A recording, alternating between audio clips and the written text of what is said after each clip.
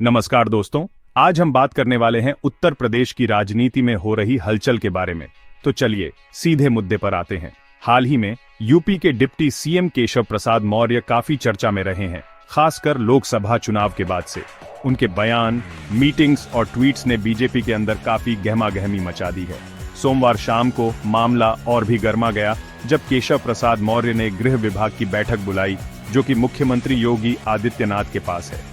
इस मीटिंग में डीजीपी प्रशांत कुमार और एसीएस दीपक कुमार जैसे बड़े अधिकारी शामिल हुए, जिन्हें कानून व्यवस्था को बेहतर बनाने के निर्देश दिए गए।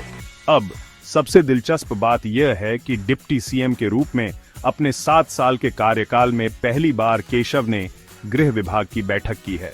केशव ने इस बैठक का ब्यौरा एक्स और फेसबुक जैसे सोशल मीडिया प्लेटफॉर्म्स पर कई फोटो के साथ शेयर किया।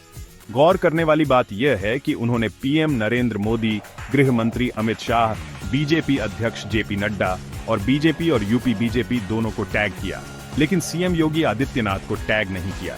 अपने पोस्ट में केशव ने बताया कि उन्होंने विधान परिषद में मानसून सत्र के दौरान यूपी के डीजीपी और वरिष्ठ पुलिस अधिकारियों के साथ कानून व्यवस्था पर चर्चा की।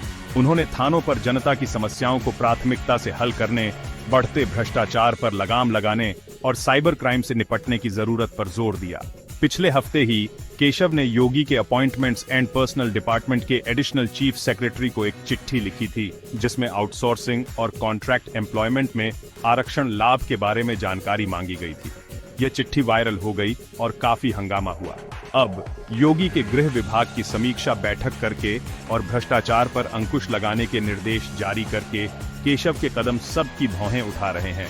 इस बैठक से ठीक पहले केशव बीजेपी ओबीसी मोर्चा की बैठक में शामिल हुए थे, लेकिन सीएम योगी के आने से पहले ही चले गए। जाने से पहले उन्होंने ओबीसी नेताओं को याद दिलाया कि बीजेपी ने 2014 और 2017 में यूपी में भारी जीत हासिल की थी, जबकि वह सत्ता में नहीं थी। उन्होंने इस बात पर जोर दिया कि पार्टी ही चुनाव लड़ती है और जीतती है, सरकार नहीं।